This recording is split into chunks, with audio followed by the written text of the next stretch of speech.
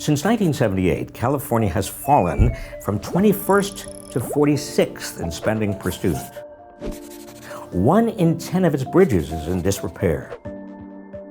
More than half of California's county hospitals have closed. What happened? Here's a big part of the answer and what you can do about it in less than 3 minutes.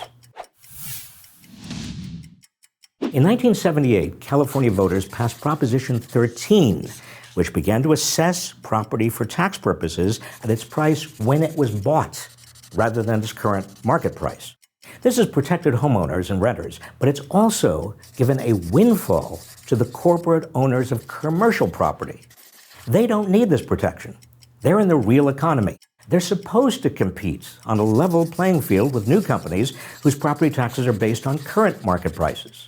That's why what they own is called commercial property. This windfall has caused 3 big problems. First, it's shifted a bigger share of property taxes to California homeowners. Back in 1978, corporations paid 44% of all property taxes, and homeowners paid 56%.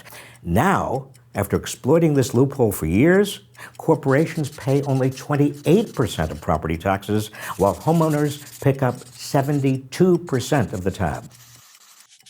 Second, it's robbed California of billions of dollars needed for schools and local services. If all corporations were paying the property taxes they should be paying, California communities would have $9 billion more in revenues this year.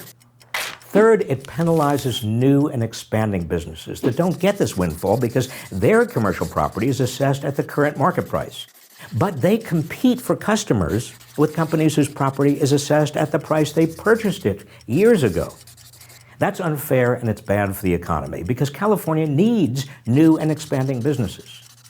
Today, almost half of all commercial properties pay their fair share of property taxes, but they're hobbled by those that don't.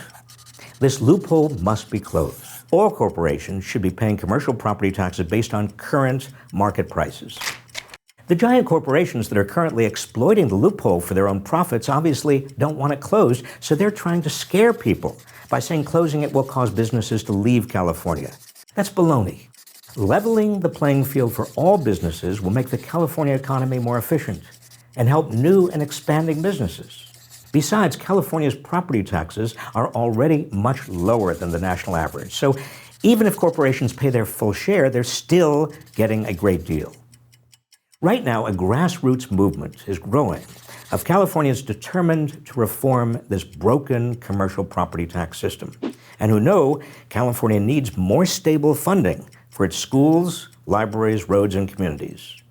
Please join up at makeitfairca.com.